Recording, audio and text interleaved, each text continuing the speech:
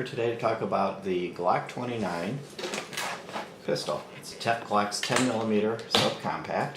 Comes in a nice hard case. This happens to be a Gen 4. The gun is unloaded. It's Glock's subcompact 10mm.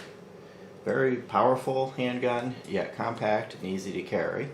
Like the 45, this is their larger slide and larger frame. The Gen 4s have several features.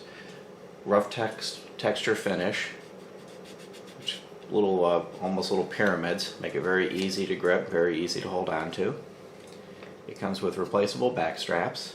This particular one doesn't have any back straps installed. It has a medium and a large you can install. Basically, without the back strap, it's equivalent to the Gen 3 short frame. With the back strap, with the medium back strap, it's equivalent to the Gen 3 standard frame. And then the large back strap makes it bigger than that. The Gen 4s come with 3 10-round magazines. The Gen 3s and below come with 2. Like all of the Glocks, it'll use the magazines from its bigger brother, the Glock 20. They'll fit right in there and they'll work flawlessly.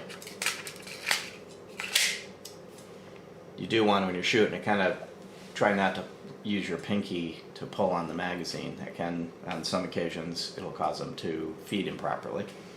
But other than that, they work perfectly all day long. Magazine release on the Gen 4 is a little bit larger and easier to reach.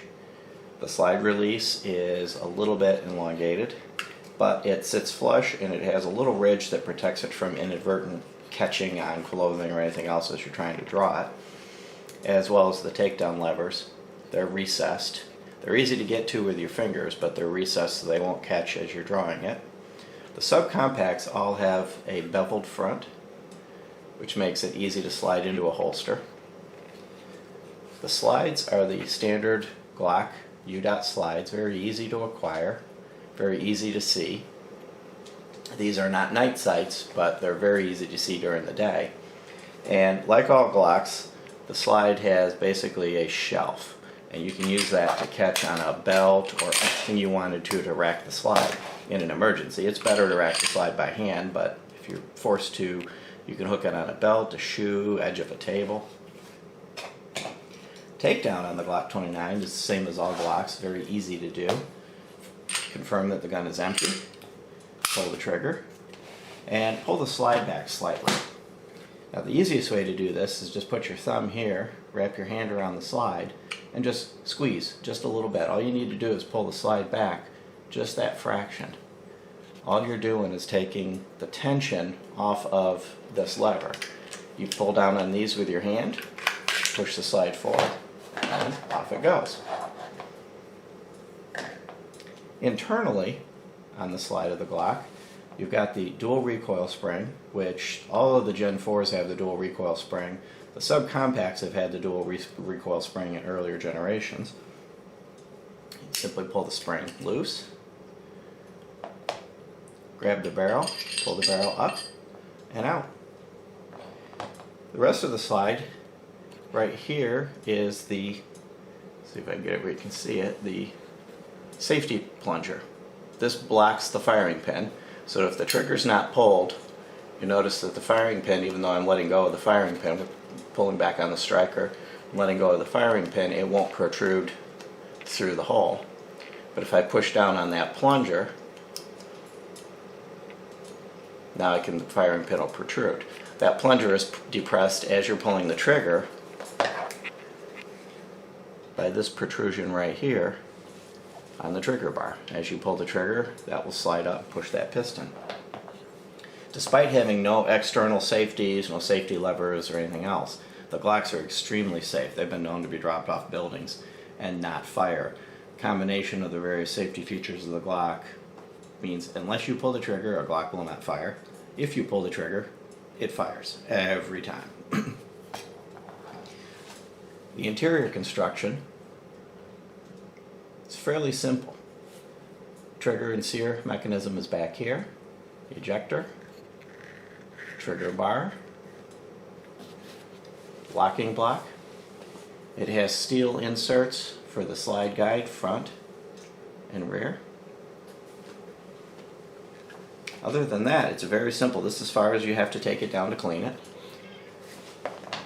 Clean the barrel. One thing that you'll notice on the Glocks is a fully supported chamber.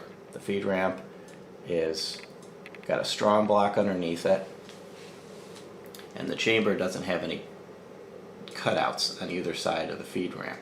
So that when the round is in place, it's supported all the way around, which is important with a powerful round like the 10mm.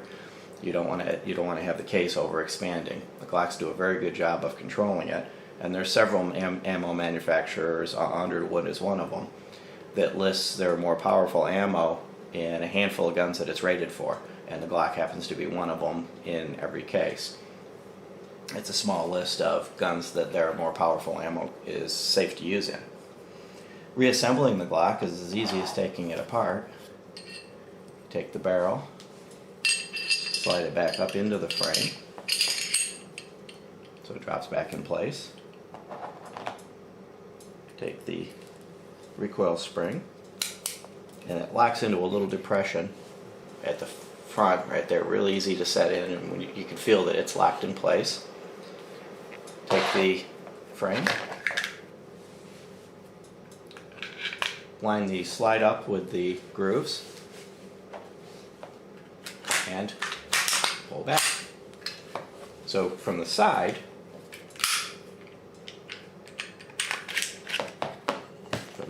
you'd be lining the slide up with the grooves, pull it all the way back, rack it once, and the gun is ready to operate.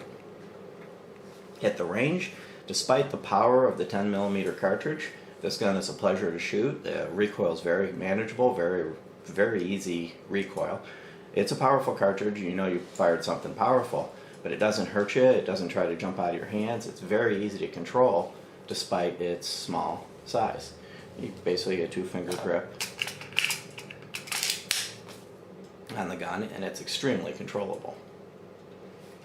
Some of the carry options for this, believe it or not, this is really designed to be a carry gun. Some of the carry options for it are something like this Remora holster, which slides over the gun, covers the trigger. That's the important part of any trigger, especially, or of any holster, especially if you're going to carry it, is that the trigger is completely covered. When you're fishing around in your pocket trying to pull a gun out, you don't want to accidentally get the trigger. Holsters like this one have kind of a texture that's meant to catch on your clothing, so as you pull the gun, it comes free of the holster and leaves the holster in your pocket. There's also options such as this ITAC holster, which is a retention holster.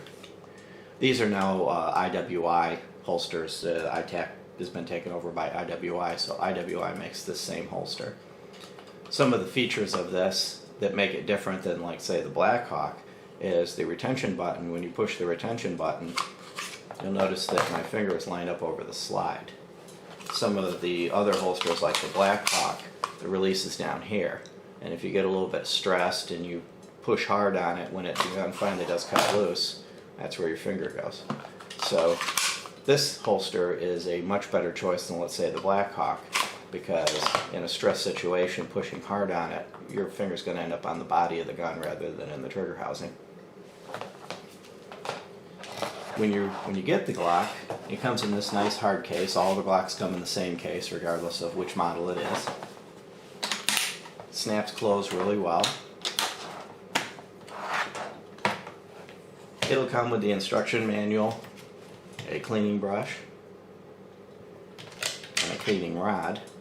So other than the chemicals, pretty much you take it out of the box, you've got everything you need to clean it except the chemicals, everything you need to maintain it. Cleaning a Glock is as easy as any of the striker-fired guns. And overall, you now have a gun that's as easy to shoot as a 9mm, but powerful enough to defend yourself against dangerous animals such as a hog or even a black bear. A couple of the other features of the Glock is it has a very nice trigger. It's a striker-fired trigger, but it is a very nice, easy trigger. So So as you pull the trigger, there's a little bit of take up, just about there, and you hit a very noticeable wall. Pull just a little bit harder and it breaks. One of the things about the Glock is a very nice reset. Let me drop the magazine.